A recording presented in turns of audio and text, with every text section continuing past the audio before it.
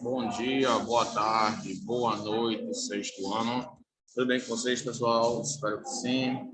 Professor David aqui. Vamos dar início a mais uma aula de português, tá bom?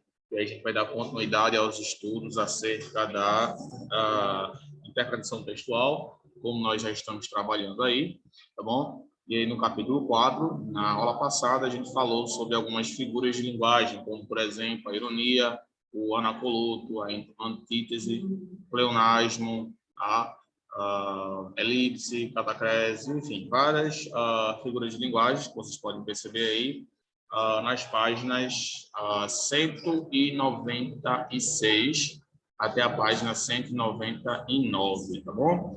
E aí a gente tem aí vários exemplos de figuras de linguagem e agora a gente vai trabalhar a nossa atividade em cima disso. Eu falei para vocês que a figura de linguagem são as figuras de linguagem são formas de a gente expressar sentimentos e pensamentos, tá bom?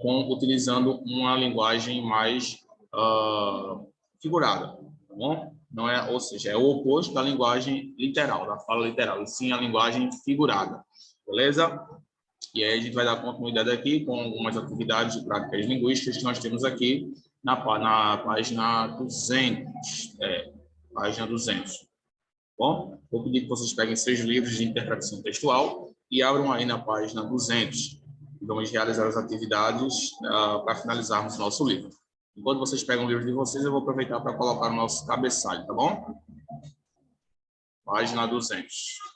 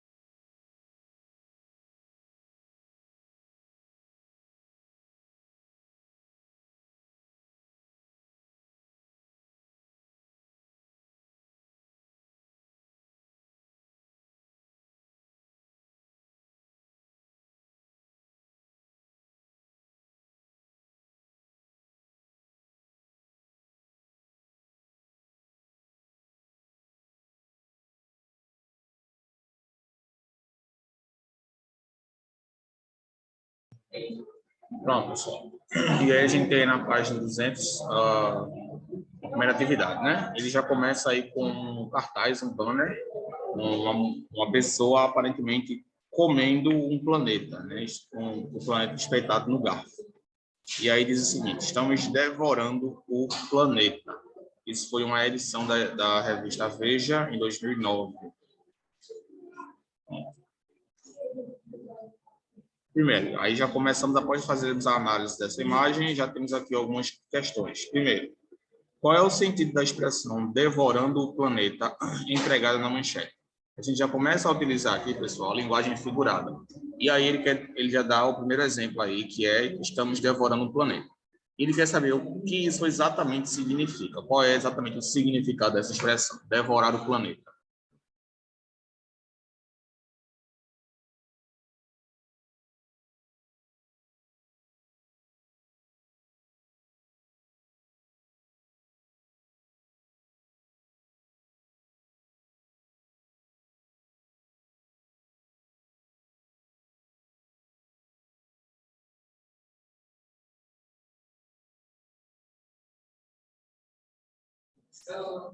Ok, pessoal? Ok. Só um minutinho, pessoal. Bem, pessoal, vamos lá. Estamos devorando o planeta, gente. Significa, em outras palavras, que estamos consumindo mais do que nós deveríamos. O planeta, como vocês sabem, ele tem um limite de recursos naturais. E ele precisa de tempo para reproduzir. Ou seja, se a gente consome mais do que nós deveríamos, nós devemos, estamos fazendo uso excessivo do planeta, que, consequentemente, gera problemas para nós mesmos. Tá bom? Pronto. Segundo, que figura de linguagem identificamos na construção da manchete? De acordo com todas as características das figuras de linguagem que nós estudamos, quais vocês acham que mais se encaixaria aí nesse banner aí? Qual seria a figura de linguagem representada aí?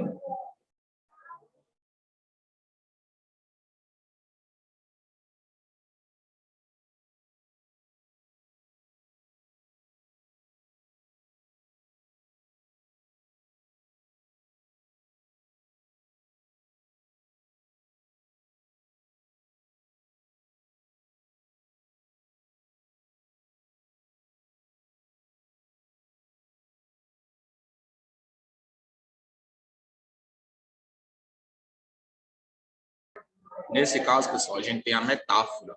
Por quê? A metáfora, como vocês sabem, é uma comparação, onde utilizamos queremos dizer alguma coisa e fazemos uma comparação utilizando outras características, tá? Pronto. Vamos agora para o terceiro. Como vimos, a metonímia é a figura de linguagem em que um termo substitui outro em uma relação de continuidade, de extensão de ideias. Pensando nisso, analise o texto a seguir. O amor, esse sufoco. Agora há pouco era muito, agora apenas um sufoco. Ah, troço de louco. Corações trocando rosas e socos. E aí ele diz o seguinte: em que palavras do texto identificamos a presença da metonímia? Tá bom? Ou seja, metonímia, pessoal, é quando você substitui um termo por outro que tem o mesmo significado. Nesse caso, não tem o mesmo significado, mas pode representar aquilo. Tá bom? E aí, ele quer saber em quais palavras a gente consegue encontrar essa metonímia.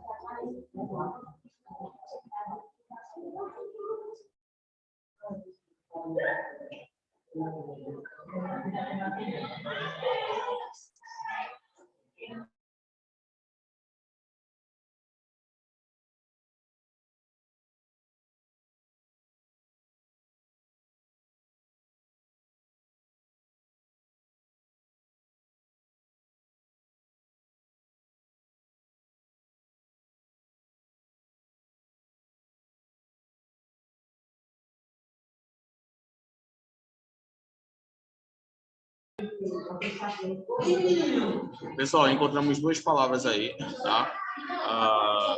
Que representam a metonímia. Primeiro é corações. Corações, nesse caso aqui, remete aos amantes, às pessoas que se amam, tá bom? E a segunda aqui é socos, rosas e socos, que remetem ao carinho, hostilidade, etc. Oi, só um minuto. Ok, pessoal? Então, são essas duas palavras aí que remetem à metonímia, beleza? Então, pronto. Vamos agora para o próximo.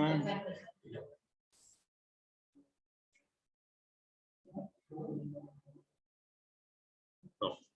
Quarto.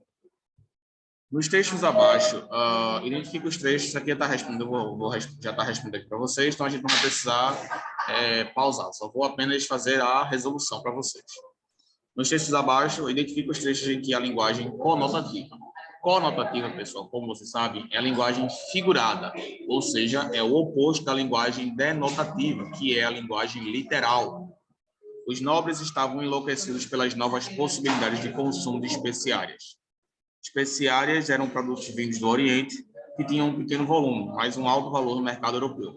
Por exemplo, cravo, canela, noz moscada, gengibre e pimenta, além de produtos como açúcar e sal, que eram raros ou inexistentes na Europa. Todos esses condimentos trabalhavam para a preservação dos alimentos e alteravam seu sabor, para melhor, é claro. Outras especiárias eram seda, ouro e marfim, materiais de luxo para a confecção de vestimentas e joias. Pronto. Onde há a linguagem conotativa, ou seja, a linguagem onde nós utilizamos a linguagem figurada. Os nobres estavam enlouquecidos aqui tá? É o trecho que apresenta uma linguagem figurada, que no caso seria aí enlouquecido. Eles não estavam de fato loucos, é apenas uma forma de dizer que eles estavam ansiosos, estavam, né, cobiçando essa possibilidade. E o segundo, todos esses condimentos trabalhavam para a preservação dos alimentos e alteração do sabor. Quando ele fala em condimento trabalhavam, tá? Ele quer dizer o seguinte: todos eles contribuíam para conservar o sabor, para melhor. Então, o termo aqui trabalhava é o termo que está usando no sentido, está sendo usado no sentido conotativo, porque de fato eles não trabalhavam. Não foi isso que ele quis dizer. Ele quis dizer que eles eram utilizados para preservar o sabor, né? E aí ele utiliza o termo trabalhar, mas a gente sabe que o termo trabalhar não seria um sentido literal, tá bom? Não. Letra B. Gênova e Veneza, cidades italianas, souberam aproveitar bem esse comércio e enriqueceram revendendo esses produtos para toda a Europa. Havia um acordo entre os italianos e os árabes. Cadê? Apenas eles tinham um monopólio do comércio oriental. Pronto. Gênova e Veneza, cidades italianas, souberam aproveitar bem esse comércio e enriqueceram revendendo esses produtos para toda a Europa. Souberam aproveitar bem, tá bom? Quer dizer o quê? Em outras palavras, eles se beneficiaram desse comércio e enriqueceram, tá bom? Muito bem. Vamos agora para o quinto. A ironia é a base constitutiva do humor nas frases que seguem, pois é a possibilidade de perceber o inverso do sentido mais imediato das frases apoiado no conhecimento sociocultural que gera o humor. Leia as frases e explique qual é esse sentido inverso. Advogado, esse processo é rápido. Ambulante, qualquer coisa, volta aqui que a gente troca. Anfitrião, já vai, ainda é cedo. Casal sem filhos, visite-nos sempre, adoramos suas crianças. Dentista, não vai doer nada. Devedor, amanhã sem falta. Peixeiro, pode levar, freguês, está fresquinho. Pronto. A gente já deve ter ouvido alguma vez na vida, né, alguma dessas frases aí, né? Onde é que está a ironia nessas frases aí? Vou dar 2 minutinhos para vocês pensarem aí.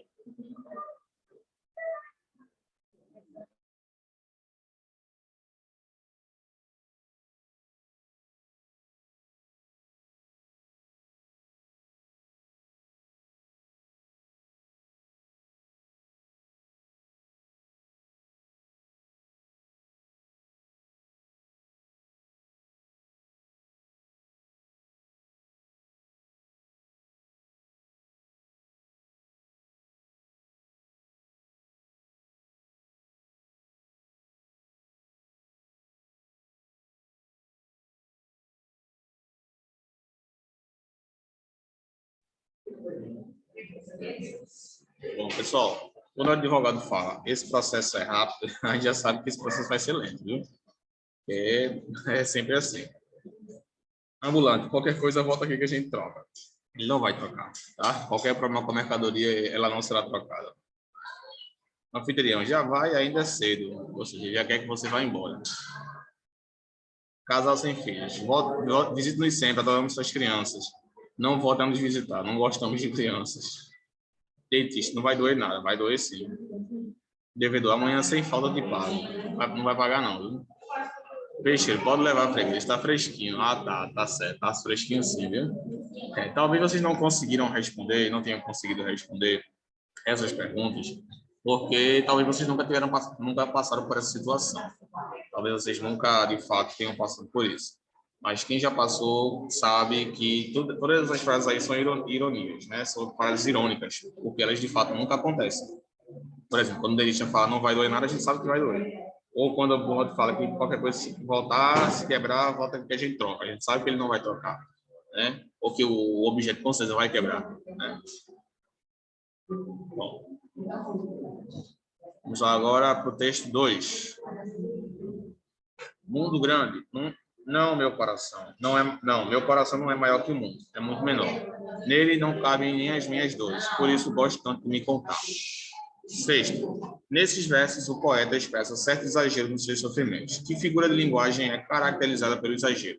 Qual é a figura de linguagem, pessoal, que utilizamos aí um exagero, utilizamos uma forma de falar exagerada para expressar nossos sentimentos? Qual é essa figura de linguagem? Aí temos aqui hipérbole, metáfora, comparação, antítese e metonímia. Ora, essas daí representam uma linguagem exagerada.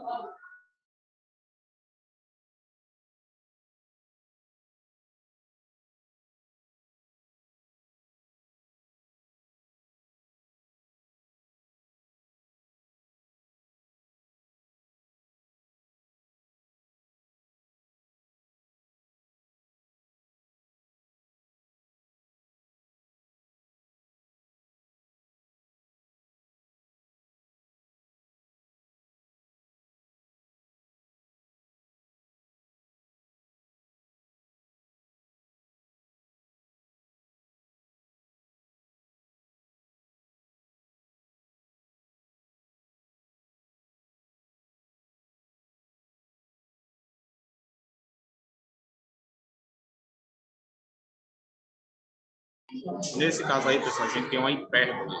Hipérbole é a figura de linguagem que nós utilizamos para expressar um exagero. Bom, e nesse caso aqui, ó, não, meu coração não é maior que o mundo, é muito menor. Nele não cabe nem as minhas dores. Ou seja, é um discurso exagerado. Muito está exagerando aí, beleza? Pronto. Vamos agora para o sétimo. No segundo verso, podemos observar a omissão de um termo expresso no verso anterior. Essa omissão caracteriza uma figura de linguagem conhecida como... Nesse caso aí, pessoal, ele diz aqui, ó, não, meu coração não é maior que o meu, é muito menor. O que é muito menor? Meu coração. Ele fez aí uma abreviação, ele omitiu esse termo, porque o termo já é conhecido pelo texto, pelo próprio texto a gente já sabe qual é esse termo, tá bom? E aí ele quer saber qual é a figura de linguagem que tem essa função, tá? De omitir um termo no texto. A gente tem aí pleonasmo, hipérbole, catacrese, ironia ou zeugma. Qual seria essa figura de linguagem aí, pessoal?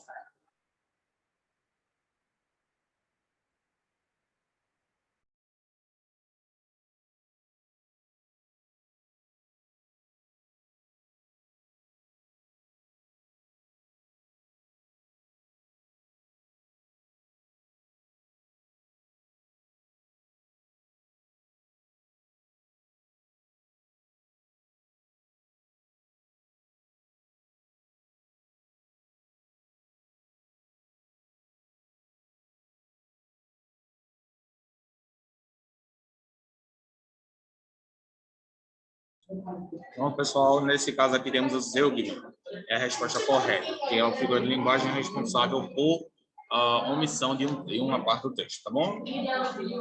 Vamos agora para o oitavo. Agora, leia a letra da música e responda as questões. Beleza, obrigado. O resto lá, a linha e o linho. É a sua vida que eu quero bordar na minha, como se eu fosse pano e você fosse a linha. E a agulha do real nas mãos da fantasia. Fosse bordando ponto a ponto nosso dia a dia. E fosse aparecendo aos poucos nosso amor. A sua vida, o meu caminho, nosso amor. Você é a linha e eu o linho, nosso amor. Bom, pronto. Letra A. Como vimos, a metáfora é uma figura de linguagem por meio da qual nomeamos um conceito de um dado domínio com o nome de um conceito de outro domínio.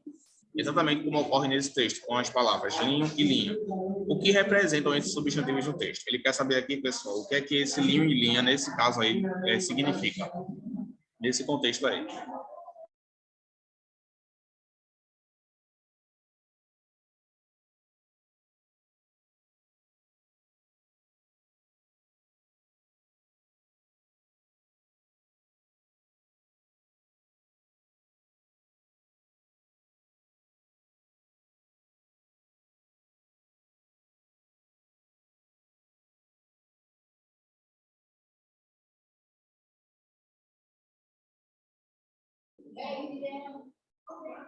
Pronto, pessoal. Nesse caso aí, ó, linho e linha representam o eu lírico, que é a pessoa que está escrevendo aí, participando, e a pessoa amada por ele. Tá bom? Muito bem. Vamos lá agora, letra B. Nesse texto, linho é o masculino de linha? Explique. E aí? Linho é o masculino de linha. Apesar de não ser, gramaticalmente falando, pessoal, nesse caso aí sim. Nesse caso aí ele utiliza linho para se referir a ele, por ele ser homem, linha se referir a ela por ela ser mulher. Então ele faz meio que aí uma referência a isso, beleza? Então sim, nesse caso aí o linho é o masculino de linha, tá bom? Bom. Letra C, que figura de linguagem identificamos no verso? Como se eu fosse o Tony e você fosse a linha. Qual é a figura de linguagem que nós utilizamos nesse caso aí?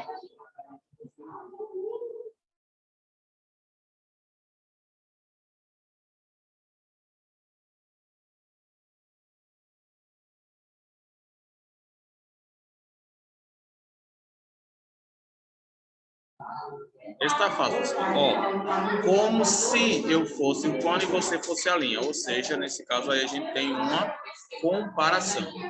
Beleza? É uma comparação, tá? É uma figura de linguagem comparação. Letra D. Analisando as metáforas que o autor utilizou no livro, podemos dizer o que é o amor para ele? Explique. Vamos lá. O que é que como é que o autor ele vê o amor para ele? Explique aí com as palavras de vocês.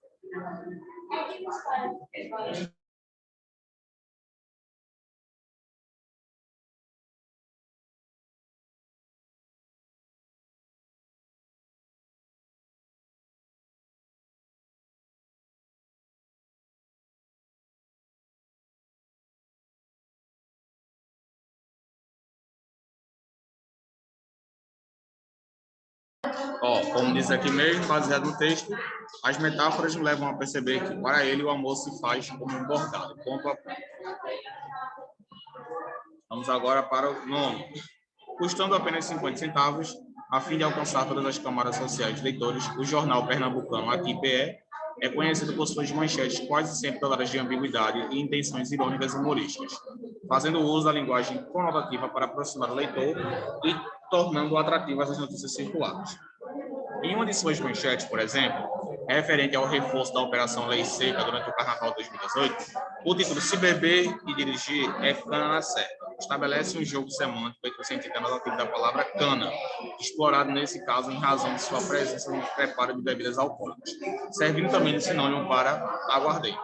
E uma interpretação mais conotativa que remete à expressão ir em cana, forma popular de se referir à apreensão de um criminoso ou suspeito de polícia.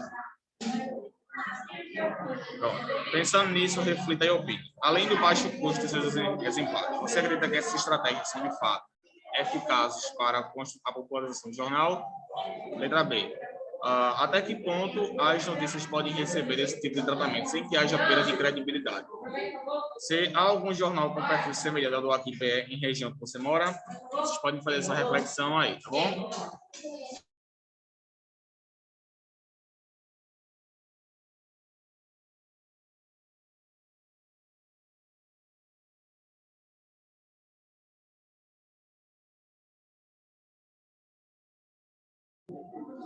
Façam essa reflexão em casa e coloquem aí no caderno de vocês, tá bom? Enquanto a gente vai passar para o próximo. Depois a gente vê. Essa aqui eu vou deixar vocês fazerem em casa, pelo nosso tempo aqui. Essa aqui vocês vão fazer uma análise dessas figuras de linguagens e dizer qual está de acordo com a figura de linguagem que representa. Qual trecho está de acordo aí. Tá bom? Então, aí temos aqui o 12º, 11º. Diz o seguinte. Sendo um recurso para criar novas significações, as figuras de linguagem também podem ser utilizadas em publicidades, que normalmente utilizam as palavras de forma criativa e inovadora. Observe. Perfeito como um sonho, delicado como uma valsa. Chocolacta para os maníacos por lacta. Que figura de linguagem se destaca nesse cartaz publicitário? Ele quer saber qual é a figura de linguagem utilizada aí nesse cartaz. É a metáfora, a comparação, exagero, antítese ou a sinestesia. E aí?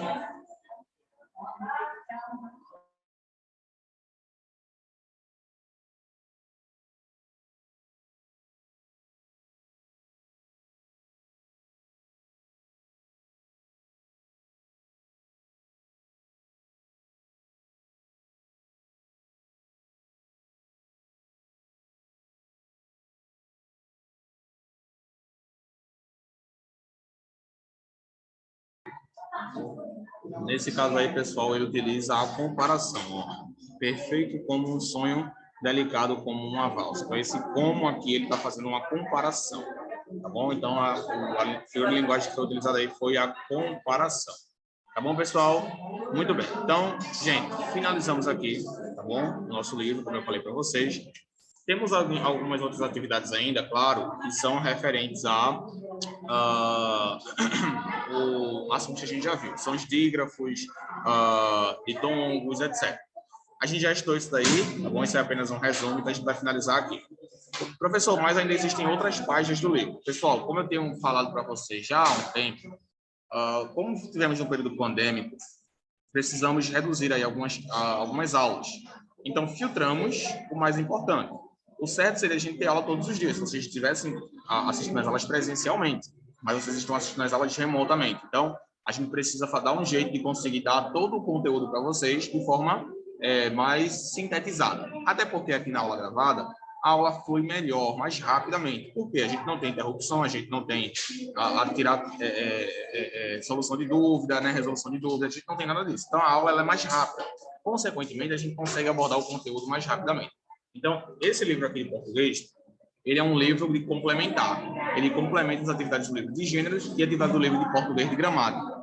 Então, a gente vai até o capítulo 4, tá bom? Onde trabalhamos unicamente a interpretação textual. O restante do conteúdo a gente já trabalhou nos outros livros, de gramática e de gêneros, tá bom? Então, até aqui o capítulo 4 já é suficiente, beleza? Por isso a gente vai finalizar aqui. Então, a partir da próxima aula, a gente não utiliza mais esse livro, apenas o livro de gramática, que ainda vamos finalizar.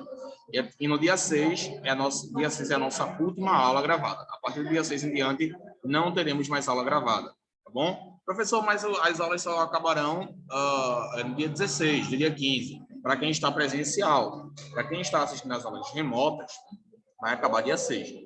Mas por quê, professor? Vai ter alguma diferença? Não, todos vocês vão ver os mesmos conteúdos. Como eu expliquei para vocês agora há pouco, a diferença é que na aula gravada a gente sempre está um pouco à frente. A gente sempre consegue adiantar o conteúdo um pouco mais. Esse conteúdo, por exemplo, que eu dei para vocês agora, eu não dei ainda para quem está presencialmente. Entendeu? Porque nas aulas gravadas nós estamos um pouco mais adiantados. Por isso nós vamos acabar mais cedo. Então, quem está presencial, não vai ver mais conteúdo do que vocês. Não, vai ver a mesma coisa. A diferença é que nós acabamos mais rápido pelo fato da aula ser mais rápida. Entendeu?